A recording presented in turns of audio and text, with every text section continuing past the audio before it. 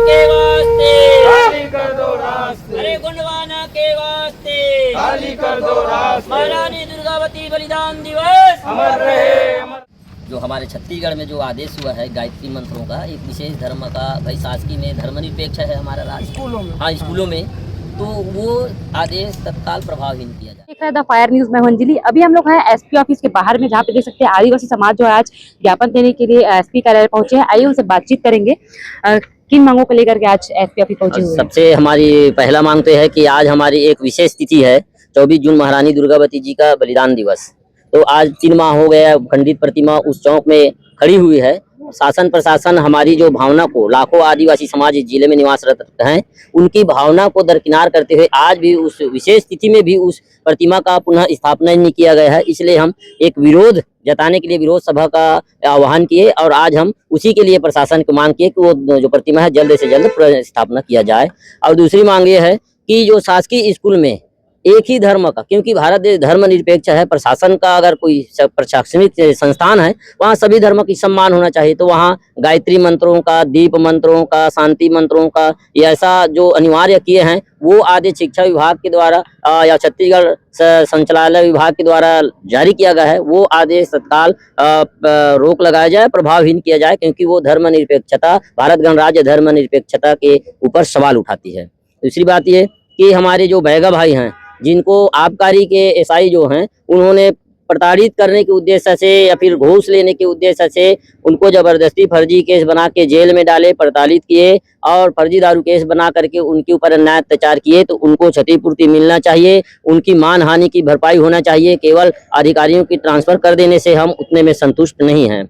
और हमारी ये मांग है कि जो तामेश्वर ठाकुर और तामेश्वरी ठाकुर, जिसकी फर्जी जाति प्रमाण पत्र अनुसूचित जनजाति की जाति प्रमाण पत्र में वो सर्विस कर रहे हैं, उसको तत्काल वो प्रभाव से हीन किया जाए और जांच कमेटी गठन किया जाए। और जब तक जांच निष्पक्ष या जब तक जांच कमेटी का रिपोर्ट नहीं आता, तब तक उनको उस शासकीय जो फायदा ले रहे हैं उससे उनको बाहर किया जाए। शासन से हम इस धर्मांतरण के संबंध में निवेदन करेंगे कि एक आदिवासी समाज के एक प्रदेश स्तरीय और प्रदेश स्तरीय शासन की शाखा के माध्यम से हर जिला में एक कमेटी गठन किया जाए, जो विशेष रूप से हमारे आदिवासी भोले भाले आदिवासी है, जो किसी की बहकावे में आकर के, किसी के बहलाने फुसलाने से आकर के वो अन्य धर्म या अन्य पंथ का शरण लेते हैं, उन सभी को जागरूक करने के लिए हमारे आदिवासी समाज के गैर राजनीतिक एक कमेटी गठन किया जाए, जो सिर्फ आदिवासी के धर्मांतरण के मामले में वो लोगों को जागरूक करे, ताकि हमारे लोग किसी की बहकावे में ना आए।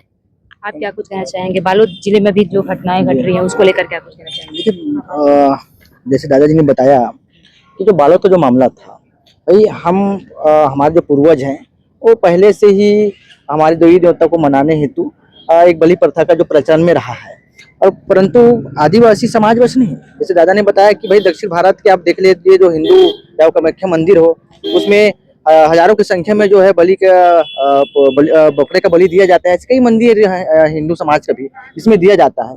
तो हमारा भी व्यक्ति विशेष था, परंतु वहाँ जो है हमारे आस्था को ठेस पहुंचाते हुए वहाँ के जो हमारे बलि हेतु लाया वगैरह बकरा को भी चोरी करके वहाँ से पुलिस जो है ले गया, और अभी तक उन पर भी कोई कार्रवाई नहीं हुआ है। और साथ में जैसे कभी दादा ने बताया कि भाई हमारे जो बैगा समाज के जो भाई हैं, जिनसे एसआई गीता और एसआई अभिनव राय जायदा द्वारा जो है इनसे पैसा भी लिया गया, जेल भी भेजा गया, परंतु उन पर क्या हुआ, उनको खाली यहाँ से प्रशासनिक ट्रांसफर किया गया। भाई हम उससे संतुष्ट नहीं, हम चाह रहे हैं कि उन पर निलंबन का कार्रवाई हुआ उनको, क्योंकि वो जानबूझकर एक समुदाय को टारगेट किया। तो उन पर अनुसूचित जनजाति की धारा के तहत जो है उनको जेल एफआईआर करके जेल भेजा जाए, ये हमारी मांगे हैं। दादा ने जैसे बताया कि भाई अभी स्कूलों में जो है, मतलब भारत देश धर्मनिरपेक्ष देश है, एक स्कूल में सभी धर्मों के बच्चे पढ़ते हैं, तो क्या सरकार जो है सभी धर्म के बच्चे के हिसाब से सभी धर्मों के मंत्रों का उच्चारण वहाँ कराएगा? अगर नहीं कराएगा तो एक विशेष धर्म का क्यों कराया जा रहा है, ये सवाल उठता है। तो इस पर रोक लगाया जाए, या तो सभी धर्मों का भी वहाँ जो सम्मान को ध्यान में रखते हुए सभी का जो है उच्चारण कराया जाए। वहाँ जो है आदिवासी समुदाय भी जो है अभी लगातार डीलिस्टिंग का जो मामला है आप उसमें देखे होंगे, डीलिस्टिंग के मुद्दे को लेकर हम लोग जो है पूरे सपोर्ट में हैं, मतलब उसके डीलिस्टिंग नहीं होना चाहिए उसके सपोर्ट में है। और धर्मांतरण जो हो रहा है हम उसके विरोध भी करते हैं। और अभी बहुत जल्दी जो है पुरवाना समाज इंडिया द्वारा पूरे कबीरधाम जिले में पदयात्रा करके हमारे आदिवासी भाइयों को जागरूक करने हेतु धर्मांतरण को रोकने के लिए जन अभियान अभी यात्रा हम लोग निकालने वाले हैं, ताकि हमारे लोग जो है अपने मूल धर्मों में रहें और अन्य धर्मों को न अपनाएं।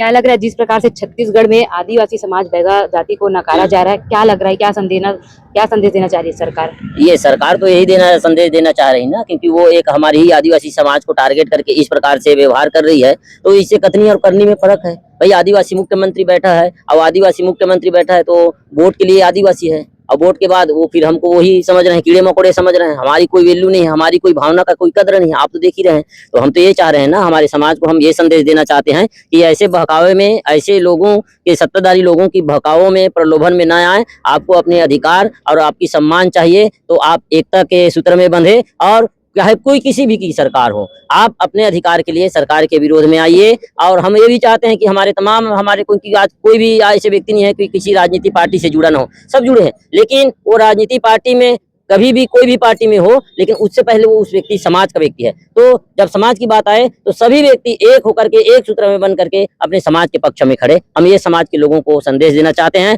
और शासन और प्रशासन को ये भी चेतावनी दे रहे हैं कि अगर शासन प्रशासन इतने में नहीं सबक ली तो कवर्धा जिला को फिर आंदोलित होने से कोई नहीं रोक सकता।